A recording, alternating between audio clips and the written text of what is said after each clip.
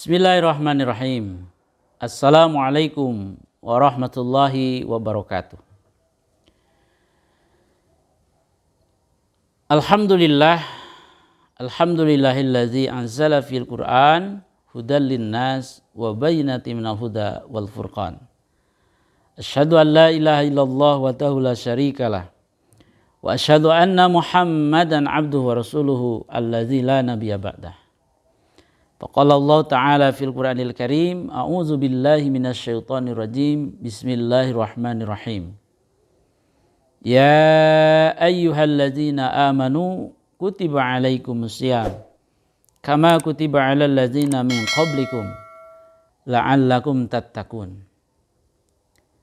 Wa qala nabiyuna Muhammadin sallallahu alaihi wasallam, kullu amalin ibnu adam yudha'ifu al-hasanatu bi asyri amsaliha ila sab'una mi'ati di'fi illa as-sawma as-sawmu li wa ana az-zibi. Al-hadis. Sahabat billah, sahabat mutiara Ramadan 1444 Hijriah yang dimuliakan oleh Allah Subhanahu wa taala. Marilah kita sama-sama memanjatkan puji dan syukur kehadirat Allah Subhanahu wa taala. Allah Rabb yang telah menganugerahkan nikmatnya pada kita semua. Mulai dari kita bisa bernapas, bisa mendengar, bisa melihat, bisa berpikir. Itulah nikmat yang diberikan oleh Allah. Lalu nikmat sehat. Ini sehat juga adalah karunia dari Allah Subhanahu wa taala yang tidak boleh kita sepelekan. Bahwa sehat itu nikmat. Cobalah lihat saudara-saudara kita yang tergulai lemah di rumah sakit, di beberapa rumah sakit. Ada yang sudah tidak bisa makan.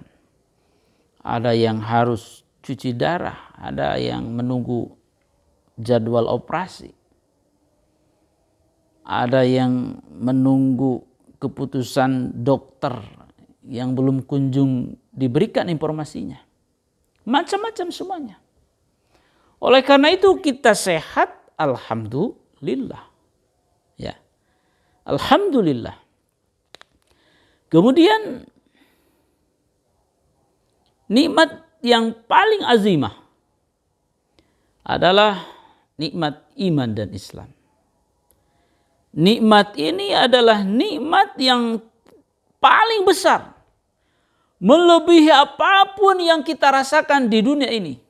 Mobil mewah, rumah mewah, jabatan tinggi, uang banyak, keluar negeri kapanpun kita mau. Dan orang mungkin bisa berbahagia, bisa lega hatinya. Tapi di hadapan Allah, bukan itu. Nikmat yang paling besar adalah nikmat iman dan Islam. Oleh karena itu bersyukurlah atas semua apa yang telah Allah anugerahkan pada kita semua dengan iman dan Islam. Karena kalau kita tidak punya nikmat iman dan Islam, kita tidak mungkin membaca Al-Quran. Kita tidak mungkin membacakan kalimat-kalimat thayyibah. Kita tidak mungkin bisa bersujud, bersimpuh ketika melaksanakan sholat fardu maupun sholat sunnah. Kalau tidak ada iman dan Islam, kita tidak mungkin bisa berkunjung ke Haramain. Bisa duduk bersimpuh di depan, di samping makam Rasulullah SAW. Kita tidak bisa mengelilingi Ka'bah. Kita tidak bisa bertawaf, bersa'i. Karena iman dan Islam itulah maka insya Allah Allah memanggil kita kaum muslimin untuk berangkat berhaji maupun berumrah. Oleh karena itu subhanallah, Kita bersyukur kepada Allah. Dialah Allah yang maha kuasa. Ingat ya, Allah itu maha kuasa. Kita itu tidak ada apa-apanya. Di ujung kuku pun kita nggak ada apa-apanya di hadapan Allah. Kenapa? Dialah Allah yang menciptakan langit. Di langit itu ada benda-benda langit, ada bintang, ada matahari, ada bulan, ada planet-planet. Semua berputar sesuai porosnya. Dan siapa yang mengatur itu? Makanya di dalam surah Al-Imran Allah berfirman, Bismillahirrahmanirrahim.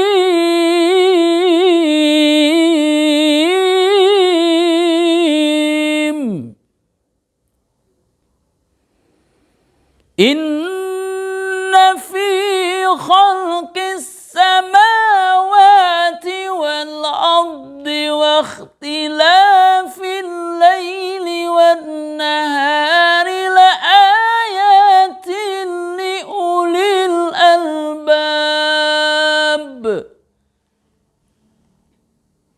Inna fi khalqis samawati wal ardi wa ikhtilafil laili wan nahari la ayatil li ulil albab. Sesungguhnya pada penciptaan langit dan bumi, Allah balikkan malam menjadi siang, Allah putarkan siang menjadi malam. La ayatil li ulil albab. Semua itu adalah ciri kekuasaan Allah, tanda-tanda kekuasaan Allah bagi orang-orang yang berilmu. Ulul albab itu orang yang berilmu. Jadi langit itu tidak serta-merta ada. Ada yang mengadakan, ada yang menciptakan. Siapa? Allah. Ya, adalah Allah Subhanahu wa taala.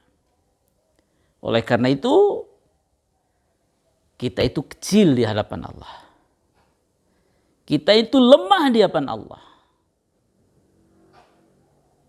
Belum matahari yang menyinari bumi. Kalau nggak ada matahari nggak akan ada tumbuhan. Ya, kalau nggak ada tumbuhan nggak akan ada kehidupan. Karena tumbuhan itu menghasilkan oksigen dan oksigen itu dibutuhkan oleh semua makhluk hidup termasuk manusia. Belum lagi Allah ciptakan bumi terhampar dari ujung timur sampai ujung barat. Ada lautan, ada daratan, ada tumbuhan, ada makhluk hidup. Siapa yang mengurus semua itu? Apakah ada yang mengadakan? Apakah itu ada serta-merta ada saja? Semuanya tidak serta-merta simsalabim, tetapi Allah lah yang menciptakan semuanya. Oleh karena itu, bersyukurlah. Implementasi syukur adalah meningkatnya ketaatan kita terhadap Allah Subhanahu wa taala. Salawat dan salam mari kita sama-sama sanjungkan kepada baginda alam Nabi besar Muhammad sallallahu alaihi wasallam, kepada seluruh keluarganya, para sahabat dan para pengikutnya yang setia terhadap ajaran beliau sampai akhir zaman. Marilah kita cintai Rasulullah dengan sepenuh hati.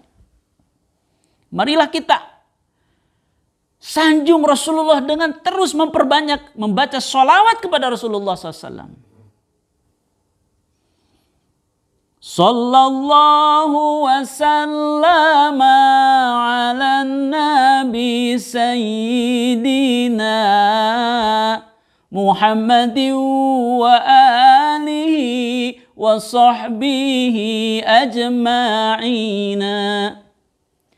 Sallallahu wasallam ala nabi sayyidina Muhammadin wa alihi wa sahbihi ajma'ina. Sallallahu wasallam ala nabi sayyidina Muhammadin wa alihi wa وصحبه أجمعين. Di samping kita mengikuti apa yang telah Rasulullah contohkan, berbicaranya, sopan santunnya, beradabnya, etikanya, sabarnya, tawakalnya, semangat jihadnya. Di samping itu pula, sebagai bukti kita mencintai Rasulullah adalah dengan membacakan sholawat. Man sholla, barang siapa yang bersolat kepada Nabi, yumha asru as-saratin. Yumha asru sayyatin. Allah akan hapus 10 kebaikan. 10 keburukan, mohon maaf. Wajal asru hasanatin. Allah akan datangkan 10 kebaikan. Wajal asru darajatin. Allah akan angkat 10 derajat. Berikan 10 derajat kepada hamba-hambanya yang mencintai bersolawat kepada baginda Rasulullah SAW. Oleh karena itu, tebarkan salam kepada Rasulullah. Dikala kita sedang santai, bersolawatlah pada beliau. Dikala kita di rumah sedang santai, bersolatlah kepada beliau. Sebelum tidur, setelah kita berdoa, bersolat kepada Nabi. Masya Allah. Ketimbang kita menggibah sebelum tidur, lebih baik salawat pada Nabi. Ya. Sallallahu wa sallama ala nabi sayyidina Muhammadin wa alihi wa sahbihi ajma'ina. Masya Allah. Sallu ala nabi. Sahabat fillah rahimakumullah. Yang kedua, kita bersyukur kepada Allah Subhanahu wa ta'ala. Allah yang maha suci, Allah yang maha tinggi, Allah yang maha segala-galanya. Kenapa? Kita masuk di bulan suci Ramadan 1444 Hijriah. Ini adalah kenikmatan, subhanallah, nikmat. Nikmat yang sangat besar. Nikmat yang harus kita syukuri. Dan harus betul-betul kita memaksimalkan ibadah di bulan suci Ramadan. Karena kita tidak tahu, mungkin adalah Ramadan tahun ini adalah Ramadan terakhir. Masya Allah. Sahabat fillah rahimakumullah. Di dalam hadis Rasulullah SAW, hadis kursi, qala Allah Ta'ala, Allah berfirman, Kullu amalin ibnu Adam yudha'ifu al-hasanatu bi'asri amsaliha ila sab'una mi'ati di'fi illa sawma as-sawmu li wa nazibi. Amal setiap anak Adam Allah lipat gandakan 1 kebaikan menjadi 10 kebaikan sampai 700 kebaikan. Masya Allah. Setiap anak Adam berbuat kebaikan, Allah lipat gandakan 1 menjadi 10. Kau sampaikan senyum pada istrimu, 1 kali senyum 10 kebaikan. Kau lemparkan senyum pada suamimu, 1 kali senyum 10 kebaikan. Kau bacakan tasbih 1 kali, subhanallah, Allah balas 10 kebaikan. Atau bahkan sampai 700 kali lipat pahala yang diberikan oleh Allah Subhanahu wa taala. Luar biasa. Bayangkan tarawih kita, takjil kita, memberi makan orang miskin, memberi makan orang yang berbuka. Di dalam hadis disampaikan 3 golongan manusia yang dirindukan oleh surga. Rindu surga pada orang tersebut. Siapakah dia? Talil Quran, orang yang suka membaca Al-Quran. Masya Allah, 1 huruf 10 kebaikan di luar Ramadan. Di dalam bulan suci Ramadan, tak terhitung itu bacaan Al-Quran yang kita baca. Talil Quran. Yang kedua adalah orang yang beri makan orang yang butuhkan. Orang yang berikan orang makan orang yang sedang kelaparan. Dan yang terakhir adalah orang yang sedang berpuasa. Itu dirindukan oleh Allah dengan surganya Allah Subhanahu wa taala. Oleh karena itu berbahagialah kita masuk di bulan suci Ramadan. Dan yang terakhir, sekalipun hadis ini panjang ya, sampai lis-shaimi farhatan. Kemudian ada kalimat juga wal khulufu famis shaim atyabu mirahil miski. Atyabu indallah mirihil miski. Tapi insyaallah saya tidak akan membahas sampai situ. Sampai kepada as-shaumu li wa nazibi. Oleh Allah menyampaikan, saummu adalah untukku. Ya. Kalau kita antara orang manusia dengan manusia yang lain, sahabat dengan sahabat kita, teman dengan teman kita, karena kita makhluk sosial, mungkin ada teman punya makanan apalah, lalu kita minta 1 butir anggurmu buatku ya. Oh ya, silakan.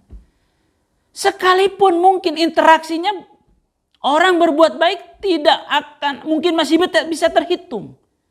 Dari berapa kalinya, dari jumlah nominalnya. Orang mungkin bisa menghitung kebaikan seorang. Tapi ini kebaikan Allah kepada kita. Bisakah kau menghitungnya? No. Bisakah kita menghitung nikmat Allah yang diberikan oleh Allah kepada kita? Saya pastikan tidak. Jangankan kita waktu di dalam rahim ibu tercinta kita. Ketika ibu melahirkan, siapa yang hakikatnya mengeluarkan dari rahim ibu? Adalah Allah. Wallahu akhrajakum min butuni ummahatikum la ta'lamuna syai'an. Ya. Bagaimana Allah hakikatnya mengurus kita dari bayi? Kasih sayang orang tua pada kita.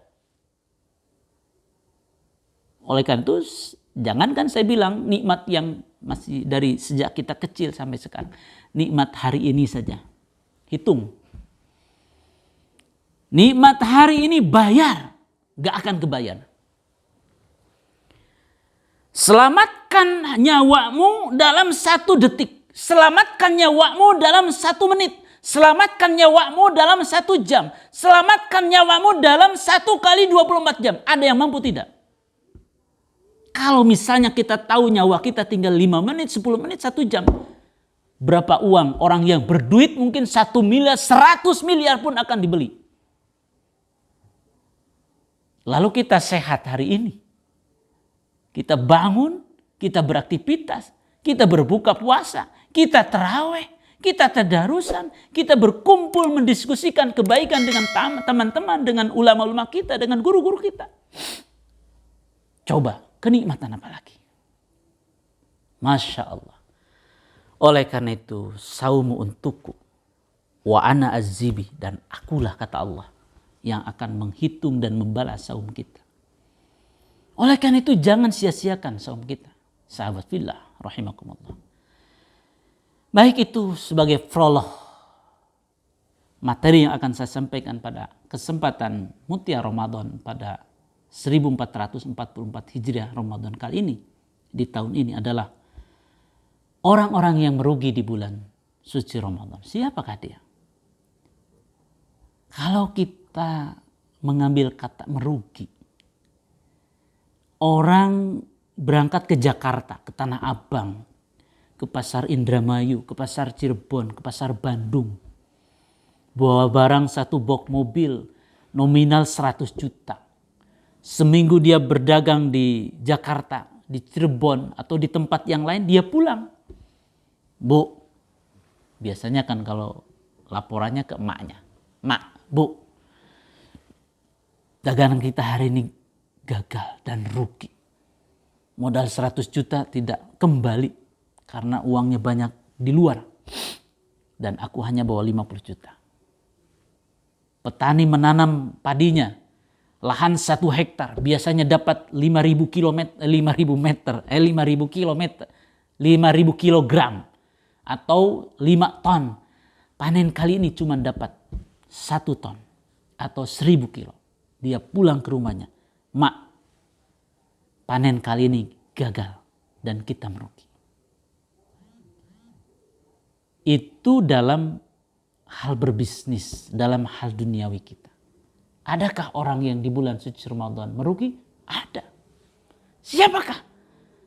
Yang pertama jelas orang yang tidak puasa. Emang ada orang yang tidak puasa? Muslim ada yang tidak puasa? Ada. Ada yang tidak puasa karena uzur syar'i. Dia sakit menahun, dia sedang menyusui, dia sedang ibu hamil, atau sedang dalam perjalanan yang lebih dari marhalatain. 2 pamondokan. 2 pamondokan itu 2 kali tidur lah, 2 malam. Itu zaman dulu 2 malam itu mungkin Tasik Bandung udah 2 malam. Ya. Orang berangkat ke Purwakarta itu boleh dia tidak berpuasa. Ya. Bahkan dia harus mengambil rukhsah itu. Tapi harus diganti dengan qada. Orang yang sakit menahun, bagaimana dia akan mengqada saumnya, tapi dia ganti dengan fidyah. Ya. Orang menyusui, ibu hamil itu pun harus dengan fidyah. Itu yang tidak puasa karena udzur syar'i. Ada juga orang yang tidak puasa karena sengaja. Dia bilang, aku lapar. Emang yang tidak makan pasti lapar lah. Orang yang tidak minum seharian pasti haus. Itu mungkin hanya alasan saja, sahabat. Pemirsa semuanya. Dan itu adakah? Ada. Laki, ada laki. Perempuan, ada perempuan. Mungkin di beberapa tempat, mungkin tanggal 15 Ramadan ke sana sudah mulai kelihatan apa itu? Kakinya di warung-warung pinggiran jalan. Ya, sudah mulai ada harumnya yang memasak. Padahal itu masih tengah hari. Masih jam 12, masih jam 1. Lalu diapakan mereka? Ya biarkan saja. Ya, biarkan saja. Amalnya untuk amalnya. Kita jangan melihat orang lain keburukannya. Kalau misalnya ada orang lain 99 keburukannya, 1 kebaikannya, lihat yang 1 kebaikannya. Kita punya 99 kebaikan, tapi punya keburukan 1. Apakah yang dilihat kebaikannya? Janganlah. Yang dilihat adalah keburukan kita, sekalipun hanya 1. Kita ini kan pandai menilai orang lain. Ya. Makanya dalam bulan puasa pun tidak boleh kita angkat pedang, angkat batu, lalu kita tembukin mereka yang tidak puasa. Tidak, silakan saja. Amaluna amalukum, amal kalian untuk kalian. Ya. Karena semuanya akan dipertanggungjawabkan oleh Allah Subhanahu wa taala. Jangankan yang kelihatan, yang tidak kelihatan pun Allah akan pertanggungjawabkan. Siapapun orang yang berbohong, Allah tahu dan Allah Maha tahu. Begitulah. Orang yang tidak puasa merugi. Lalu yang kedua, sahabat fillah rahimakumullah. Ada orang yang puasa secara fikih mungkin dibenarkan dan sah puasanya. Saumnya sah dari mulai terbit jam sampai terbenam matahari. Tapi matanya nggak dijaga, pendengarannya nggak dijaga, ngomongnya semakin menyakiti orang lain. Ya, itulah orang-orang yang merugi juga di bulan puasa. Di bulan suci Ramadan. Ada keterangan hadis yang menyampaikan, ruba shaimin laisa lahu min siyamihi illa ju' wal atas. Banyak, kata baginda Rasul, banyak orang yang saum. Tapi dia tidak mendapatkan pahala dari saumnya itu sendiri. Yang dia dapatkan hanyalah lapar dan haus. Itu rugi. Sudah lapar, sudah haus, tapi kita fotol. Dalam arti tidak mendapatkan pahala dari saum kita. Oleh karena itu ketika kita lapar, kita bersabar. Sabar kita itu akan dinilai oleh Allah dengan nilai yang sangat luar biasa. Haus kita akan dinilai dengan kesabarannya dengan nilai yang tak terhingga. Menjaga lisan kita. Tapi bukan begini. Ya udah nanti kalau habis puasa kita bertengkar lagi yuk. Enggak juga. Tidak juga begitu. Kita harus berupaya saum kita itu mabrur. Kan haji mabrur, umroh mabrur itu kan kata Imam Al-Ghazali dalam Ihya Ulumuddin, orang yang berhaji berumroh yang mabrur adalah orang yang kebaikannya di Mekah, di Madinah menyertai dirinya sampai dia pulang ke tanah air dan sampai dia berada di rumahnya, di kampungnya. Salatnya tambah rajin, sedekahnya tambah rajin. Ya, semakin tawadu, semakin rendah hati. Sombongnya tidak nampak. Ya, jangan begini. Pulang dari haji, dipanggil namanya. Mau kemana bang? Kamu bilang abang, bilang haji lah. Aku kan sudah haji. Haji saya mahal sekarang. Berapa? Hampir 50 juta ya. Hampir 50 juta, 49. Enggak lah, kita tidak mengharapkan itu ketika kita betul-betul haji umroh kita itu karena Allah semata. Begitu juga dengan saum kita. Begitu dengan saum kita, sahabat fillah rahimakumullah. Jadi, jangan sia-siakan saum kita. Ya, merugi ketika kita bulan puasa tapi gosipnya tambah apa? Tambah asyik ya. Menggosipnya tambah asyik. Ya. Di bulan puasa tapi yang halal ataupun yang haram itu bercampur. Janganlah. Kita jaga dan setelah Ramadan pun kita terus menjaga spiritualitas kita. Nilai-nilai keagamaan, nilai-nilai akhlak yang ada dalam diri kita sebagai tuntunan dari Allah maupun Rasulnya. Lalu ada juga ulama yang mengatakan, bahkan mohon maaf Imam Ahmad ya, Imam Ahmad rahimahullah ta'ala anhu, jadi orang yang celaka dan merugilah orang yang tinggal bersama kedua orang tuanya tetapi tidak membuatnya masuk surga. Ya. Celaka orang yang celaka dan merugilah orang yang tinggal bersama kedua orang tuanya tetapi tidak membuatnya dia masuk surga. Intinya tidak ada kebaikan di dalamnya. Sama saja ketika masuk kita bulan suci Ramadan, tapi Ramadan kita tidak membuat kita menjadi bertakwa kepada Allah. Membuat Ramadan semakin akhlaknya lebih baik pada istrinya, pada suaminya, pada tetangganya, pada sahabat-sahabat dan teman-temannya. Ramadan itu tidak menjadikan dia tambah lebih baik. Ya. Sama dengan kalimat yang tadi. Dia hidup bersama orang tuanya tapi tidak membuat orang tuanya masuk surga. Kenapa? Anaknya gak baik, anaknya tidak soleh, ya. Ada ibunya di rumah tapi dia tidak muliakan ibunya, dia tidak hormati ibunya. Ibunya menangis kesakitan dia biarkan begitu saja. Sama di bulan suci Ramadan juga. Masuk di bulan suci Ramadan, tapi Ramadan itu tidak membuat kita menjadi lebih baik.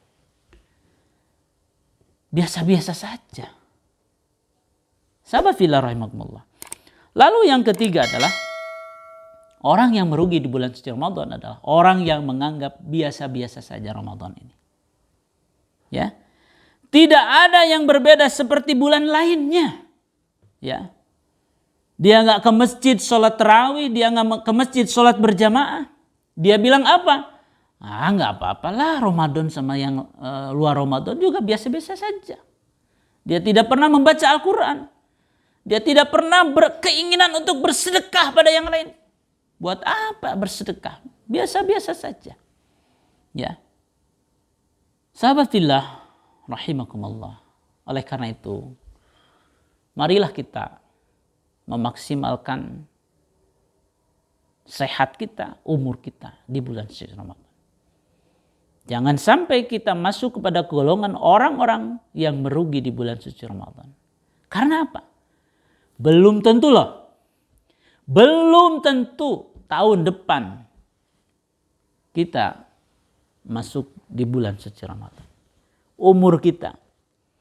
Kalaupun kita punya umur, gak tahu sehat dan tidak sehatnya kita masuk di bulan suci Ramadan.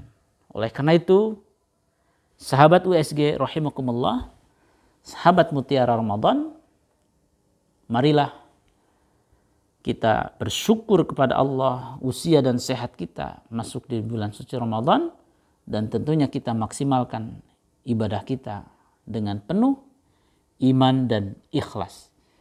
Karena keimanan itulah yang akan menguatkan saum kita dan ibadah-ibadah yang lain. Keikhlasan itulah yang tidak akan mengenal panas, hujan, lapar, ataupun haus, ngantuk, malas sekalipun. Karena orang biasanya dalam keadaan haus dan lapar, itu kita beraktivitas kurang atau dikurangi. Padahal jangan salah, kita melihat sejarah. Perang Badar itu terjadi di bulan suci Ramadan. Salahuddin Al-Ayyubi menaklukkan Masjid Aqsa di Palestina. Itu peperangannya di bulan suci Ramadan. Jadi kesimpulannya, jangan sia-siakan bulan suci Ramadan, tetap berkarya, beramal yang lebih baik, dan tidak boleh menjadi manusia orang atau manusia-manusia yang merugi yang sudah saya sampaikan poin-poinnya tadi di dalam bulan suci Ramadan. Terima kasih, mohon maaf atas segala kekurangan. Insya Allah kita akan berjumpa lagi di Mutiara Ramadan episode berikutnya. Assalamualaikum warahmatullahi wabarakatuh.